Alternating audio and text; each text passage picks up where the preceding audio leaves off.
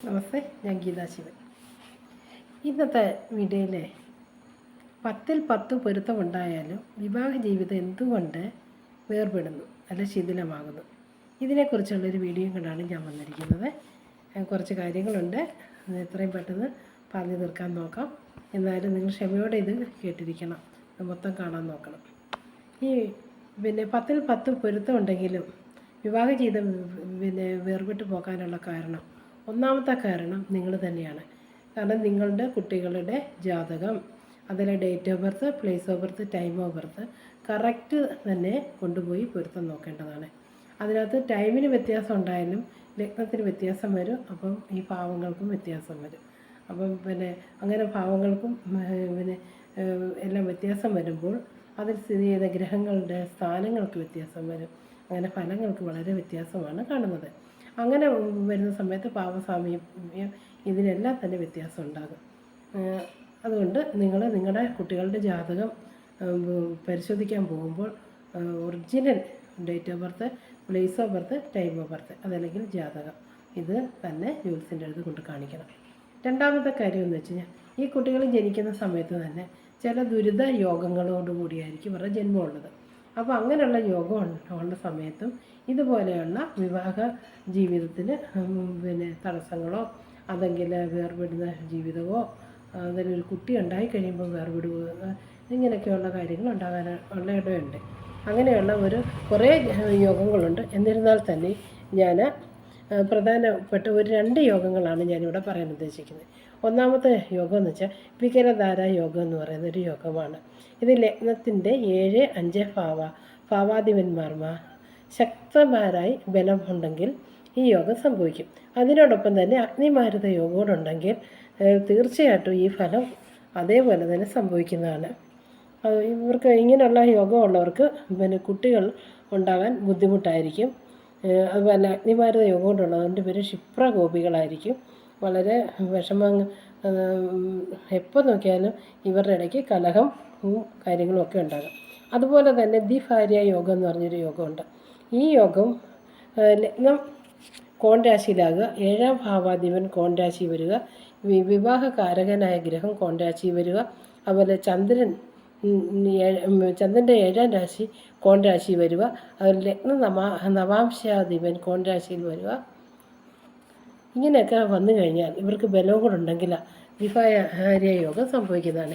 ഇങ്ങനെയൊക്കെയുള്ള യോഗം ഉണ്ടെങ്കിൽ തീർച്ചയായിട്ടും ഇതെല്ലാം ഒരു നീച യോഗങ്ങളാണ്. ഇതിൽ ഒന്നിൽ കൂടുതൽ യോഗങ്ങളാണ് ഉള്ളത്. അത് ജന്മസിദ്ധമായിട്ടുണ്ടാകുന്ന യോഗമാണ്. ഇത് ഈ കുട്ടികളുടെ ജാതകത്തിലുണ്ടോ എന്ന് നിങ്ങൾ വ്യക്തമായിട്ട് നിങ്ങൾ മനസ്സിലാക്കേണ്ടതാണ്, നോക്കേണ്ടതാണ്. അപ്പോൾ നമുക്കിപ്പോൾ പുരുഷശോധനയിലേക്ക് പോകാം. ഈ 10ൽ 10 പൊരുത്തം എന്ന് പറയും. ഇപ്പം അതിനൊരു കാരണം എന്ന് വെച്ച് കഴിഞ്ഞാൽ 23ഓളം പൊരുത്തങ്ങളാണ് സാധാരണ ആചാര്യന്മാർ പറയുന്നത്. എന്നാലും നമ്മൾ പരിഗണനയിൽ എടുക്കുന്നത് 10 പൊരുത്തമാണ്. അതിൻ്റെ 4.5 പൊരുത്തം ഉണ്ടെങ്കിലും വിവാഹ ജീവിതത്തിലേക്ക് നമുക്ക് ഇവരെ അല്ലെ നമുക്ക് തിരഞ്ഞെടുക്കാൻ പറ്റും. അതിന് ഒന്നാമത്തെ പൊരുത്തം രാശിപ്പൊരുത്തം, കൂറിൻ്റെ അടിസ്ഥാനപ്പെടുത്തിയിട്ടുള്ള വിവാഹ പൊരുത്തമാണ് രാശിപ്പൊരുത്തം എന്ന് പറയുന്നത്. അതുപോലെ രണ്ടാമത്തെ പൊരുത്തം രാശ്യാധിപ പൊരുത്തം, ഭാര്യ ഭർത്താക്കന്മാരിൽ പരസ്പര സ്നേഹവും ഐക്യവും നിലനിർത്തുകയും, ഇതാണ് രാശ്യാധി പൊരുത്തത്തിലൂടെ മനസ്സിലാക്കുന്നത്. സ്ത്രീ ജനിച്ച കൂറിൻ്റെയും പുരുഷൻ ജനിച്ച കൂറിൻ്റെയും അധിപന്മാർ ഒരു ഗ്രഹമോ അന്യോന്യം ബന്ധുക്കളോ ആയിരുന്നാൽ ഈ രാശിയാധിപ പൊരുത്തം ഉണ്ടാകുന്നതാണ്. അതുപോലെ തന്നെ മൂന്നാമത് വശ്യപ്പൊരുത്തം, സ്ത്രീ പുരുഷന്മാർക്കിടയിൽ പരസ്പര ആകർഷണവും ഐക്യവും നിലനിർത്തുന്ന പൊരുത്തമാണ് വശ്യപ്പൊരുത്തം എന്ന് പറയുന്നത്. മൂന്നാമത് മഹേന്ദ്രപ്പൊരുത്തം, ഇതൊരു ഉത്തമമായ പൊരുത്തമാണ്. സ്ത്രീയുടെ ജന്മനക്ഷത്രത്തിൽ നിന്ന് അനുജന്മ നക്ഷത്രത്തിൽ നിന്നോ 1, 4, 7, 10 എന്നീ ഭാവങ്ങളിൽ ജനിച്ച പുരുഷനാണെങ്കിൽ മഹേന്ദ്രപ്പൊരുത്തം ഉണ്ടാകുന്നതാണ്.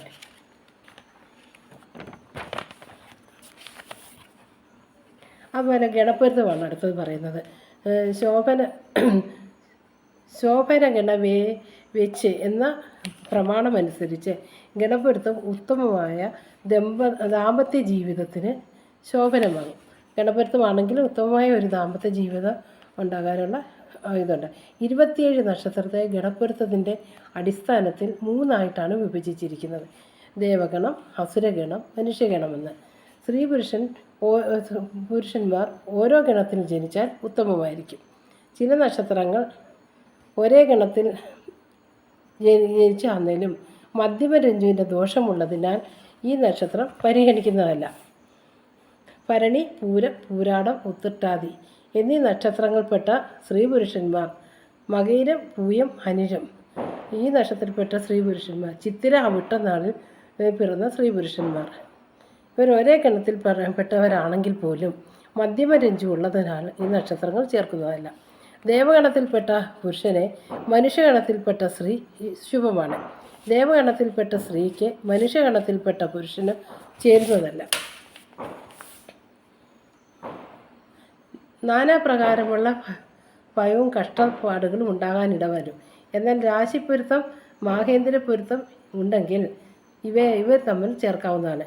അസുരഗണത്തിൽപ്പെട്ട പുരുഷനെ മനുഷ്യഗണത്തിൽപ്പെട്ട സ്ത്രീ മധ്യമമായി കണക്കാക്കാം.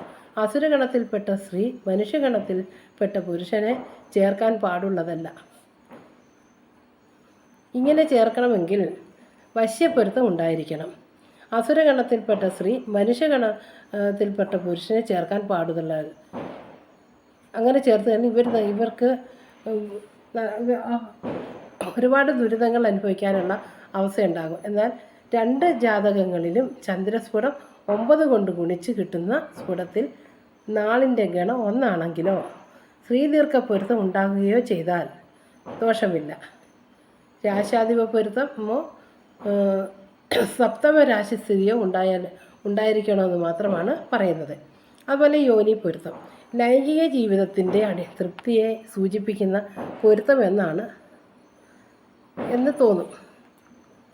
എങ്കിലും പഞ്ചേന്ദ്രിയങ്ങളുടെ ബന്ധപ്പെട്ട പരസ്പര ആകർഷണവും ആസക്തിയും ഉണ്ടാകും. പുരുഷയോനിയിൽ ജനിച്ച പുരുഷനും സ്ത്രീയോനിയിൽ ജനിച്ച സ്ത്രീയും ഉത്തമമാണ്. രണ്ടുപേരും സ്ത്രീയോനിയിൽ ജനിച്ചാൽ മധ്യമമായി കണക്കാക്കുക. സ്ത്രീ പുരുഷന്മാർ പുരുഷയോനിയിൽ ജനിച്ചാൽ അധമമായിട്ടാണ് യോനിപ്പൊരുത്തത്തെ കണക്കാക്കാൻ പറ്റുന്നത്. ഇനി ദിനപ്പൊരുത്തം മനുഷ്യ ആരോഗ്യം, ദിനമായുഷ്യമാരോഗ്യം എന്ന പ്രമാണം അനുസരിച്ച് ദീർഘമായുസ് ആരോഗ്യവുമാണ് ഇതിൻ്റെ ഫലമുണ്ടാകുന്നത്. ഇനി സ്ത്രീദീർഘ പൊരുത്തം ഗണപ്പൊരുത്തം ഇല്ലാത്ത ജാതകത്തിൻ്റെ ദോഷം ഈ പൊരുത്തം കൊണ്ട് മാറിക്കിട്ടും. സ്ത്രീ ജനിച്ച നാളിൽ നിന്ന് പുരുഷൻ 9ാമത്തെ നാൾ അശുഭമാണ്. സ്ത്രീ ജനിച്ച നാളിൽ നിന്ന് പുരുഷൻ 10 മുതൽ 14 വരെ മധ്യമമായി കണക്കാക്കാം. സ്ത്രീ പുരുഷ നാളിൽ നിന്ന് പുരുഷൻ 15 മുതൽ 27 വരെയുള്ള നക്ഷത്രത്തിൽ ജനിച്ചവരാണെങ്കിൽ ഉത്തമമായി കണക്കാക്കാം. ഇനി രഞ്ജിപ്പൊരുത്തം രഞ്ജി ദോഷം. ദീർഘമംഗല്യത്തിന് വേണ്ടിയാണ് ഈ പൊരുത്തം നമ്മൾ നോക്കുന്നത്. മധ്യമരഞ്ജുവിൽപ്പെട്ട നക്ഷത്രം വിവാഹ ബന്ധത്തിന് ചേർക്കുന്നതല്ല. പ്രഥമരഞ്ജു, മധ്യമരഞ്ജു, അന്തിമരഞ്ജു അല്ലെങ്കിൽ പാർശ്വരഞ്ജു എന്ന് പറയുന്നു. രഞ്ജു ആരോഹണവും മധ്യമരഞ്ജു അവരോഹണവും എന്ന ക്രമമാണ് പറയാനുള്ളത്. കണ്ഠരഞ്ജു, ശിരോരഞ്ജു, പാദരഞ്ജു, കീടരഞ്ജു, നാഭിരഞ്ജു എന്നിങ്ങനെയുള്ള 5 രഞ്ജു നക്ഷത്രങ്ങളെക്കുറിച്ച് പറയാനുണ്ട്. സമയപരിധി കാരണം ഞാൻ അതിലേക്ക് കടക്കുന്നില്ല. മധ്യമരഞ്ജിൽപ്പെട്ട നക്ഷത്രം ഭരണി, പൂയം, ചിത്തിര, പൂരാടം, ഉത്രട്ടാതി, രോഹിണി ഇങ്ങനെയുള്ള രഞ്ജു മധ്യമരഞ്ജുവിൽപ്പെട്ട നക്ഷത്രമാണ്. ഇതിൽപ്പെട്ട നക്ഷത്രം കൂട്ടിച്ചേർത്ത് കഴിഞ്ഞാൽ ഭർത്തൃ ദുരിതം ഉണ്ടാകും. അതുപോലെ മധ്യമരഞ്ജിൽപ്പെട്ട മകയിരം, പൂരം, അനിഴം, അവിട്ടം എന്നിവ ആരോഹണ രഞ്ജു എന്ന് പറയുന്നു. ആദ്യം പറഞ്ഞത് അവരോഹണ രഞ്ജും രണ്ടാമത് പറഞ്ഞ ആരോഹണ രഞ്ജുവാണ്. ഇത് ആരോഹണ രഞ്ജുവിൽപ്പെട്ട നക്ഷത്രങ്ങൾ കൂട്ടിച്ചേർത്ത് കഴിഞ്ഞാൽ ഭാര്യ ദുരിതമാണ് ഫലമുണ്ടാകുന്നത്. ഇനി 10ാമത്തത് വേദപ്പൊരുത്തമാണ്. വേദം വേദദോഷമില്ല എങ്കിൽ ദുഃഖമില്ലാത്ത ജീവിതം ദമ്പതിമാർക്ക് ലഭിക്കുമെന്നാണ് പറയുന്നത്. ഈ വേദദോഷത്തിൽപ്പെട്ട നക്ഷത്രങ്ങൾ എന്താ?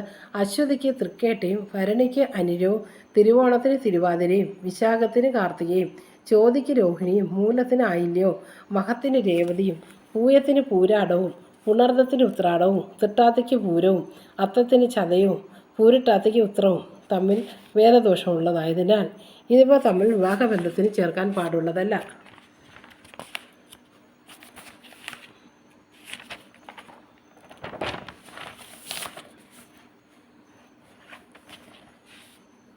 അതുപോലെ ഗോത്രപ്പൊരുത്തം, വർണ്ണപ്പൊരുത്തം, ആയുർപ്പൊരുത്തം, ആയപ്പൊരുത്തം, ചോളാനുകൂല്യപ്പൊരുത്തം,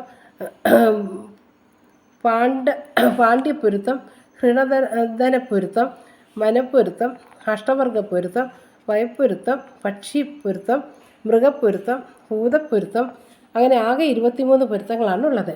അത് വിവാഹബന്ധത്തിന് നമ്മൾ തിരഞ്ഞെടുക്കുന്ന 10 പൊരുത്തങ്ങൾ മാത്രമാണ്.